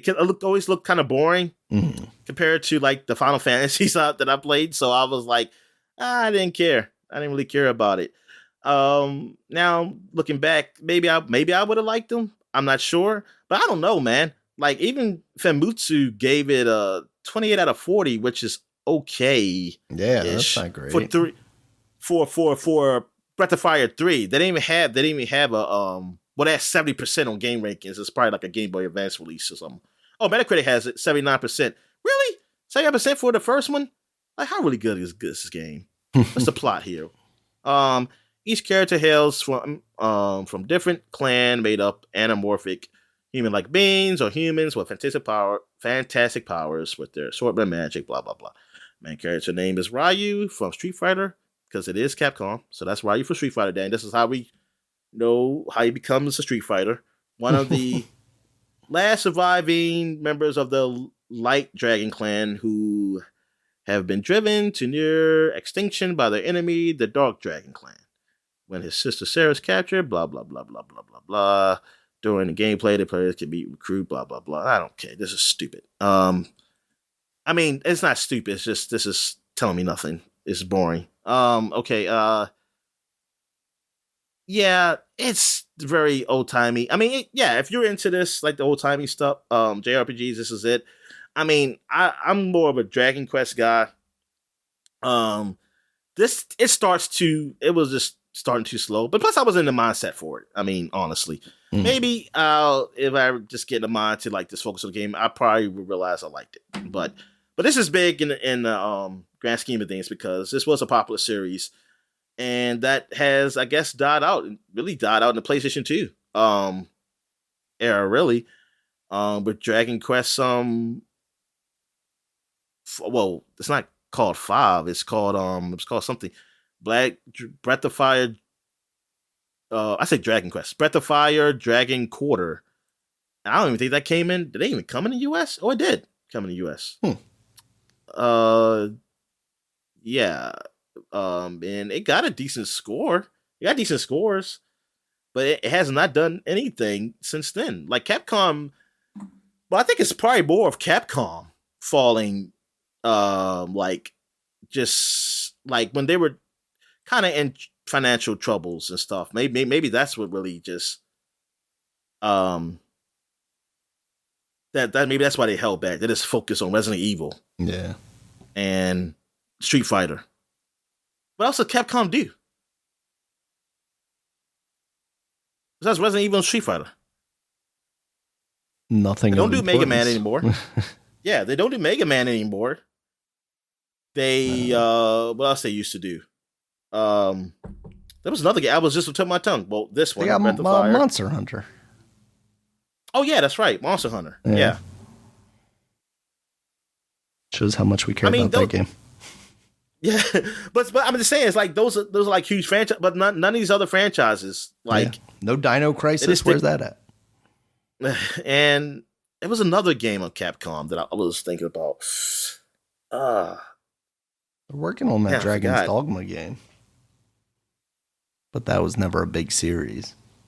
Yeah, I was about to say that wasn't big. That was like a cult series. They were like, hey, we were Dead Souls. What the fuck is this? What's this? Demon Souls before Demon Souls. Because it's supposed to be like a real hard game, apparently. Yeah. I didn't ever do that. I'm glad I didn't buy it then. I would have been pissed. All right, so I guess that's it. And I guess we'll take a quick break. When we get back, we'll get to the gaming news. All right. And we're back. Let's get to the gaming news. What we got, Dan? All right, Dominic, life was good, but then Microsoft decided to fuck everything up. So apparently, for a while now, people have been running emulators on, especially I've seen it a lot on the Xbox Series S, because it's, a smaller, more compact, lighter hardware, but apparently it still runs emulators very well. And people have been able to do this through the connection to the Windows Mobile Store, basically. Okay. I didn't actually realize that you could do it in retail mode, but I think it's because you go into developer mode and then you sideload the thing and then you go back into retail mode. But apparently Microsoft is locking that down. There is a provision in their terms of service basically saying, we don't support emulation of game consoles and whatnot. So yeah, people have kind of been locked out of that feature. Now, you can still do it if you pay the $20 to get developer mode access, because, Microsoft has made it so basically every Xbox is a dev kit. And if you sign up for their account service, you can basically sideload anything, because the intention is that you're building a game on there. So, of course, whatever software. That's exactly what I'm doing. I'm just trying to play these emulated games to inspire me to build a game. Yeah, exactly. Yeah. I mean, it sucks. I mean, obviously I know why they would do something like this. They don't want to make it look like they officially support this, even though emulation is theoretically legal. It's, the ROMs and the way you get the ROMs. Just put a warning. Just say, don't do don't do drugs or something like that. Say, you wouldn't steal a car, you wouldn't steal a game. Don't emulate. Real gamers don't emulate. Real gamers don't emulate. There you go, Dominic. We need bumper stickers. Yeah, but for some people I saw on Twitter, obviously Twitter is a very vocal minority, but people saying, it's sad because this was one of the big selling features of the Xbox, which I don't think is true at all. It might have been for that specific person. That's why my sister got it. She was like, "Oh yeah, I'm emulating everything." Yeah, it might have been for that specific person, but yeah, nobody's going into a store going "Oh man, there's an Xbox here and a PlayStation. Should I get the Xbox so I can emulate everything?" No, nobody's doing that. But exactly. Yeah. At the same time, everybody doesn't have PCs like ours that are intended for playing video games. So, they might not be able to run emulators on their PCs very well. Nobody got a PC like mine, because you are out of date, my friend. Even then, Dominic, you can still emulate, a decent amount of stuff. Oh, yeah. Maybe not some Switch games, but that's true. That is true. Because my friend been playing Pokemon for a while. I mean, that is literally the perfect game to play on a phone, right? Because you don't even need a controller. The controls are so slow paced enough that you don't have to worry about all these on screen buttons suck. Anyway, so yeah, that's unfortunate, but I'm surprised it went on this long, to be honest with you. So that's where we are with that. Yeah, that is. Yeah, I'm surprised they just let. Yeah, that you can just get into develop. Yeah. Like that, developer mode like that. Yeah. So. All right. That's basically how people do that for the Oculus. Yeah, exactly. Once you're able to sideload stuff, it's hard to control what content people put on your system. So, that's why Apple is so locked down, because they're afraid of that kind of stuff. Whereas, and that's why I hate them. Because they don't believe in freedom. Taking my freedoms. Exactly. They're fascists. All right, Dominic. Next up, speaking of Capcom has updated Resident Evil 4 Remake with the Mercenaries update, which of course adds the Mercenaries mode, where it's basically, you play as one of the characters from the games. Could be Leon, could be Ada, whoever. And then you're going through. Can it be a random guy? Can it be like the random soldier guy that they all masked up and no one can see their eyes? I don't know how many different characters they ended up, because I'm pretty sure back in the old game you could play as Krauser, but I don't think you could ever play as just a low level random guy or anything like that. What about what we call it? Who's the guy who says What's his Barry? Can you play as Barry? You might have been able to in like one of the other games, but this one was mostly Resident Evil 4 focus characters. Oh, okay. Yeah. So basically it was like a time attack mode, you know, you get dropped down in this small portion of the game and you kill as many zombies as you can. But the thing to mention about this is alongside this update, they also added in microtransactions so that you can pay to upgrade your guns in the single player game quicker, Dominic. Is this shiesty? Like, now that it's a little shiesty. Now that we're out of like the review window, it's like I think 3 or 4 million people have bought this game at this point. Like, is this their way of trying to like circumvent people talking about that in the reviews? But that's just like, yeah. Oh, you think it's that far? I don't. Maybe. I wonder. Maybe. Because, like, I'm not totally against this. Like, if there are people that want to pay to make their guns upgrade quicker in a single-player game, maybe they don't have enough time to... That's what Ubisoft been doing. They make your character upgrade quicker. Exactly. You can pay for this, but pay for this. Yeah. Even though if you pay on... If you got a PC, and I hope nobody did bought that on PC, because it's like there are trainers for that. What are you talking about, Dominic? That's illegal. You're stealing money from Ubisoft by using your trainer, Dominic. How dare you? You shouldn't be. No. Cheats should not be. They should not be selling cheats. That that needs to be by a third party, like Action Replay or something. There needs to be a rando on the internet selling me these cheats. Which they are. There's a cheat thing. I mean, there's only a market for that because they're not putting them into the game, right? So now they're putting them into the game. So now you don't have to pay a rando. Now you can pay them directly, Dominic. It's just still paying. Yes, still paying. Yeah. There's plenty of places for free. Cheat engine. People do cheat engine stuff. But yeah, this, I don't know if they do it for the review stuff. But yeah, it's interesting that is in there though. Like, pay just to level up. I mean, I don't know. I'm not totally surprised. I feel like people... That's not a surprise. Companies are like, oh yeah, people have more money than they do time nowadays. You know, some people. Yeah, especially with the gambling. People are just making so much money off of DraftKings. Yes. So let's just take advantage of that fact if people are willing to pay to upgrade their shotgun to a level 3 shotgun so they can survive longer or whatever. You know, let's take advantage of that. If it's not something that's like negatively affecting the gameplay, it's like, oh man, I can't get through this portion of the level unless I buy this thing. Like, I'm not too angry at it, but it's the optics of releasing it like after the review stuff that definitely makes me wonder if they're like, oh yeah, we just don't want anybody mentioning this in a negative light, so let's hold it back a little bit, and then we'll jump in there when it's time. Yeah, it is, yeah. But games are just so different now, man. This is so different because how they just build upon a game that, it's like you have to do almost like a review again with a lot of games. Well, a lot of games you got to do a review again of them because it'd be so different in months. Or if the game is for years, you got to go like, oh, this is how this game is now. But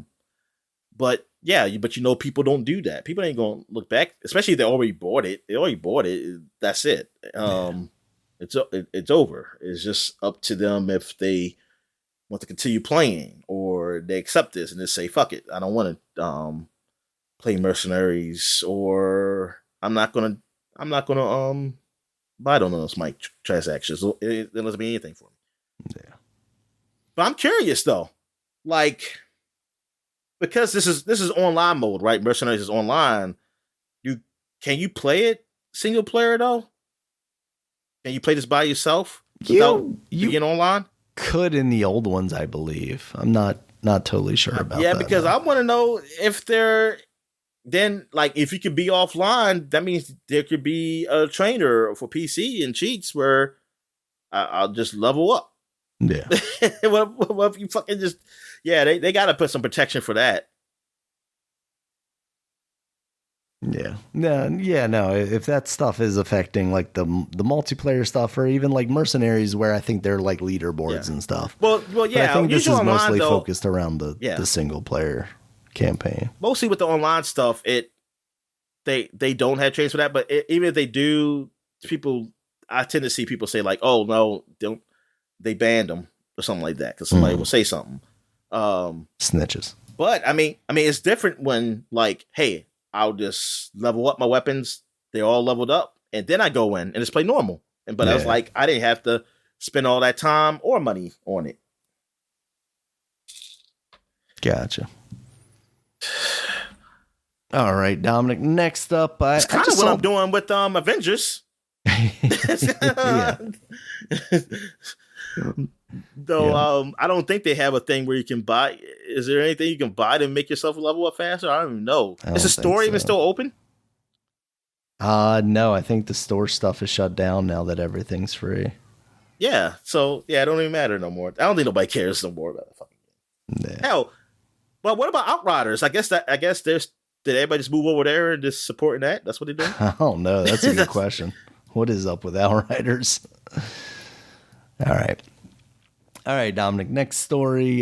Just saw this one this morning. Apparently, American McGee is going to be retiring from video games following basically a failed pitch for Alice Asylum, which is the third game in the Alice series. What was the last game he did? Wonderland.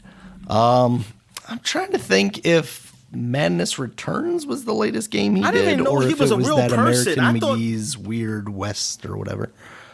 I didn't know American McGee was a real person. I thought it was just like this was a story of Alice, and this was like some guy who wrote it, and or something like that. Yeah. I mean, I thought maybe it was a person that he's dead now, or like I don't know, like almost like a Tom Clancy kind of thing. I didn't think he was like a.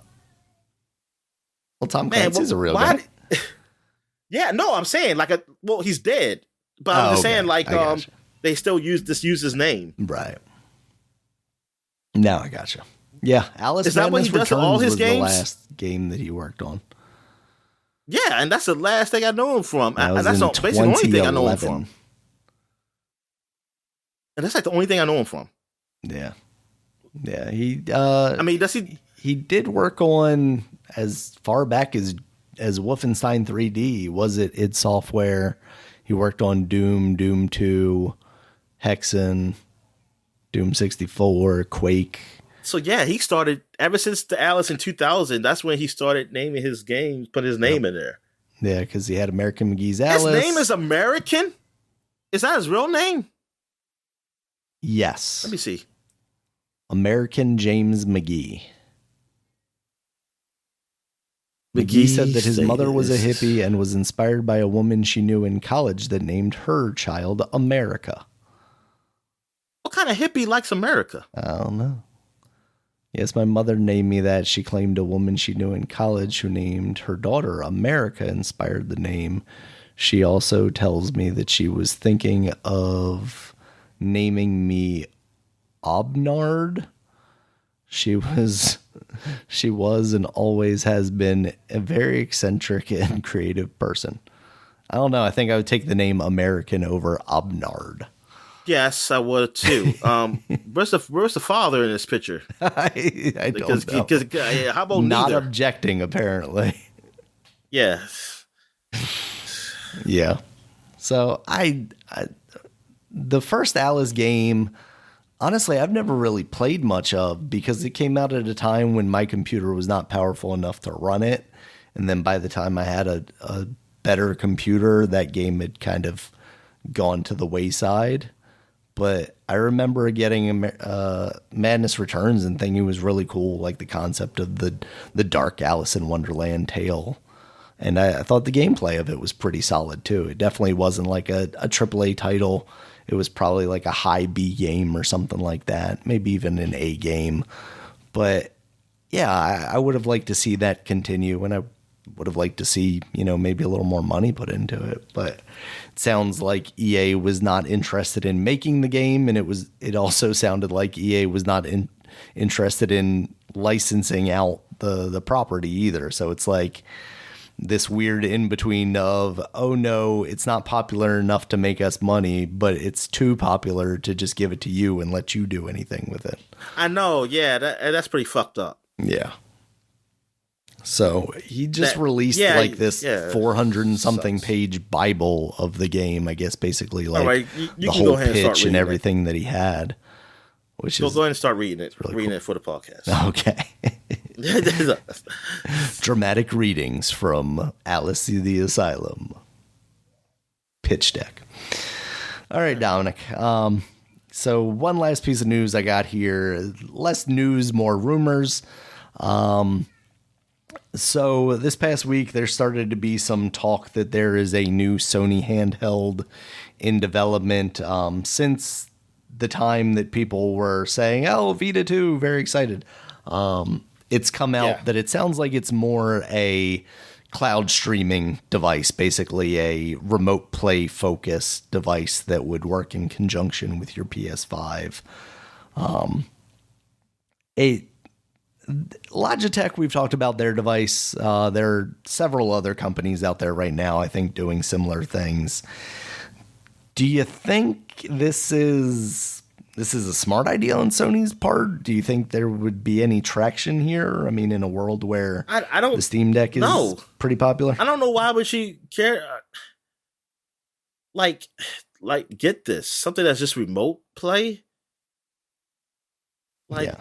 I mean, there's definitely a cost aspect to it too. Like, how much would you be charging for this? Is kind of like this extra thing. But it sounds like it's basically a DualSense controller with an 8-inch display, which that's pretty big. So I'm thinking this thing would be pretty expensive, like in the $200 range. And at that point, 8-inch, yeah, that's like a Switch size, right? I mean, almost. I mean, a little bit bigger. I think Switch might be 7, right? Yeah. So yeah, we're talking about probably what would end up being a relatively expensive device, and then you're getting into like Steam Deck territory where you could theoretically play remote play games. I guess through the browser, maybe on that device. And play games that's actually just up there. Yeah, or you can natively play games as well. Yeah. So.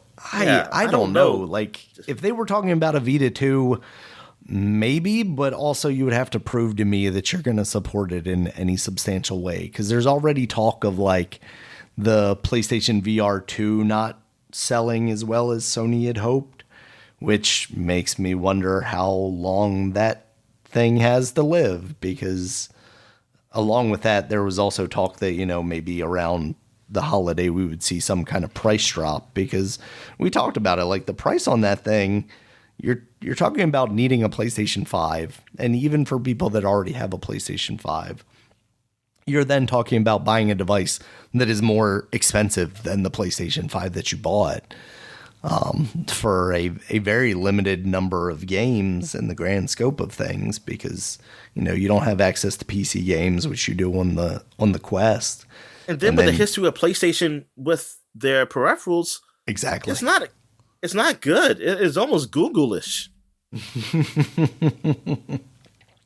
like with that stuff, man. Like they had some good ones. I mean, the PSP was fine then, but it didn't really have support, and the Vita was great, and they didn't stick with support for that thing. Nope. And then with the PlayStation, the last VR they had, I mean, they even make it so you can play those games up here. The iToy. Look, I ain't saying all those things have to work, because man, you get peripherals. Some things don't work. Some Nintendo peripherals don't work. But the thing is, you've seen their best. You've seen their best, and they have some stay with support with it. So it's like you're asking people to buy a very expensive VR headset, and now, like, I don't know if you're going to support this, and then I don't even have the library of the previous games you had. I would have to hook up a goddamn PS4 back up and that thing, and then this Q Lite, which you don't really have to support really Yeah, I mean, I Because guess that's hopefully the thing, right? Is like we make games for the PS5 and then basically can profit by having people buy this. Like, why? Like, I don't know why get it. Like, I don't know. I mean, I know people will say, oh, well, I want to play it on a bigger screen. I mean, I guess if you want that, but I know there's other options you probably could do. Yeah. With that, and instead of buying this device, if this is true, if this is what this is, yeah, I feel like this got to be something more. I wouldn't just buy it. It's just a shell that lets me like look at it. Come on, man! It's like you got tablets and all this stuff. It's like PlayStation, just make an app so you can do that. Yeah, exactly. So we'll see. I mean, how soon do you think you could see them announcing this? Like, this would be an E3 style announcement if they still had E3, but I can see them announcing it this year. PlayStation Direct this year, and I wouldn't be surprised if it came out like the end of the year or something, if it's a thing. Mm-hmm. Yeah, I wonder. Like, I know it's probably different markets, but like, how much if they did release this, would they be kind of cannibalizing PlayStation VR stuff? It's like, oh, well, I've got a PS5 already, and like this holiday season I could buy a PSVR 2, but like the streaming thing's kind of cool. I want to leave the house and still play my games or something, as long as I got a cellular connection or something. I guess I just feel like somebody buying that. I just want to know. Yeah, I just want to know who the market is. Like who is getting this? Yeah, because it doesn't seem like that Logitech one sold particularly well. So I don't know how you look at that and go like, yeah, this is the market I want to jump into, unless you're like looking at Steam Deck and going like, oh yeah, they're doing it, but we don't want to have to just make dedicated hardware or something. I don't know. Seems weird. I guess we will see. But them's the rumors. I don't know why they just don't do with Xbox. Just make an app on the phones or any like wireless device that can do apps and make it so you can stream your shit up there, or make it. I can see you prioritize like something for your controller to hook up to the phone, or something, or to. Well, I don't know how you do it for a tablet. It's kind of heavy. Just make it just have something where people got the tablet holders where they can watch movies, so they just make it to like, or games. Just got a controller, hook it up to it, whatever. But yeah, I don't see this. Why would you spend money on a device that's all it does? When you got devices that people do use already, they already have it. Can I play Game Pass on this one? Then maybe we'd be done. Yeah, it's like, what else can you do with this one? Yeah, it's like, can you do anything else with this? You would hope they at least give you some like access to a browser where maybe it's not like officially supported, but it's like, oh, hey, you could play Fortnite streaming from Game Pass or something on here. I just don't know. Like it seems such a silly move for them. So I don't know. All right, Dominic, that was the news I saw this week. Did you see anything that you wanted to talk about? No, I'm good. All right, we'll get into these new releases real quick. Not many, but we got Meet Your Maker this week. That's for PC, PS4, PS5, Xbox One, and Xbox Series. I believe that is the April PlayStation Plus game, or April PlayStation Plus game as well. So if you got that service, you can check it out for no additional charge. I don't remember Meet Your Maker. Let me look this up, man. Yeah, this is basically the game where you like make different like levels and traps and kind of stuff, and then other people play. Isn't this free on PlayStation? Yep. Yeah. Yeah. PlayStation, whatever. I don't know what version it is though. I think the regular one. I think it's part of the like April free games. Yeah. Oh, that's cool then. That they got that. Yeah, they get to try that out. Yeah, try that out. So that seems all right. I haven't seen too many reviews on that yet. We also have EA Sports PGA Tour on PC, PS5, and Xbox Series.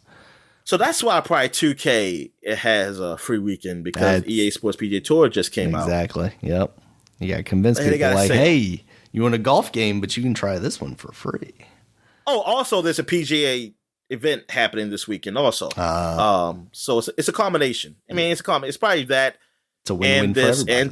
And I mean, this is why EA Sports came out. Is probably because like Exactly. this date to come out.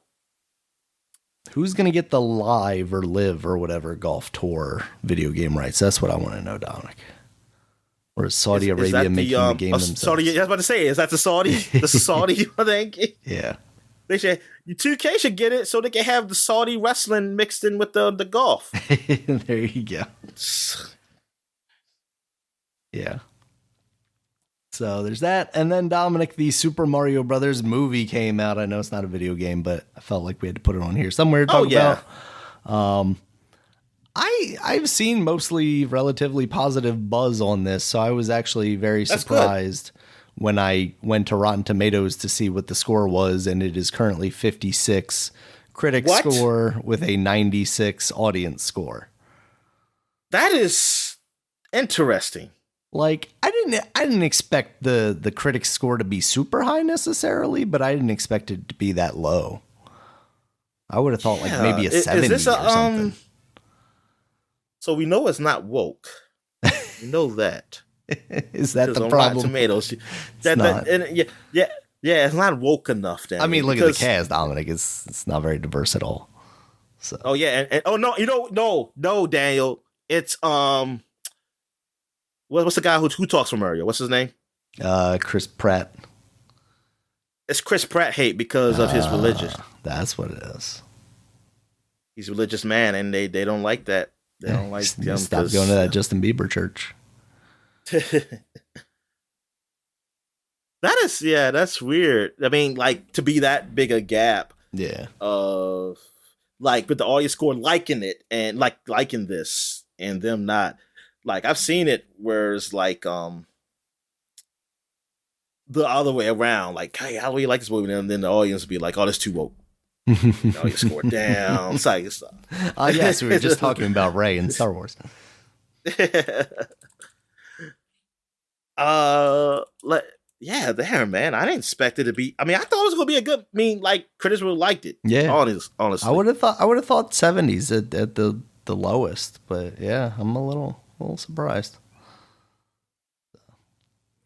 Yeah, hopefully that will find its way to some sort of streaming service at some point soon. I don't know what it would be. When you take your daughter to see it.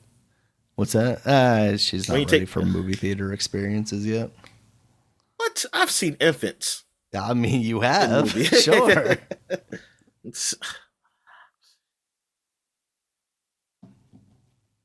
Yeah, she cannot sit still long enough to sit through an hour and a half movie, I don't think. You're supposed to give them like the drowsy medicine or something. Give her Benadryl. Yeah, like give it like a little bit, like a half where she's kind of can still stay up, but she don't want to move around. There you go. Okay. Damn, 56. Yeah, I'm looking at it now. Good God. Yep. So that is the Mario movie, Dom. Loved the movie. My 7-year-old boy loved it. Brought up some nostalgia. You wasted my time with this 2-sentence freaking review. Oh boy. Yeah. I mean, I will definitely Prime Video hints at Mario Brothers home streaming date. I feel like that's still like buy it. That's not going to be like a part of Amazon Prime or anything. Was this filmed in IMAX? It's going to look incredible in the VR headset, Dominic. We know that. But it was 3D, right? I don't know. I know Sonic wasn't. The last Sonic movie was. Both of them were. Let's see. I am not seeing anything about a 3D showing at all, so I don't think so. Wow. Okay, no, maybe I'm wrong. The Spokeman review from Spokane, Washington has the Mario Brothers movie 3D showtimes. So maybe, but I'm not seeing, like, I typed in Mario Brothers 3D movie, and I am not getting a whole lot of like ticket things for, oh no, okay, here's Columbia has 3D, digital 3D. So yeah, I guess there's a 3D version of it. There's also an IMAX version. Or a Limax, as those people call it, Dominic. because it's fake IMAX. I don't think it was designed for IMAX. One of these days, Dominic, you'll be able to get it in your headset. But for now, it is the theater exclusive. So you will have to venture out to see this movie. I'm sure I can find some illegal bootleg in Hindi. In Hindi, I feel like watching one of those in the VR headset would make you very sick. Like, because the steady cams, like the handy cams moving around. You're getting jostled around a little bit. You're like, oh, I'm getting queasy. Yeah. All right, Dominic, that is all I've got for the week. You got anything else for the people? No, I'm good, man. All right. Thank you guys, as always, for listening. You can check us out on Twitter. Dominic is at DStallworth5. I'm at Regulus MB. The podcast is at Superpod, SUPAPOD. Superpod.com is the website. You can check us out there. It has all of our previous podcasts, as well as links to all the places you can find us, including YouTube, where there is a video version of this podcast, as well as iTunes, Stitcher, Google Podcasts, and Spotify. Until next time, guys, we'll talk to you later. All right, see ya.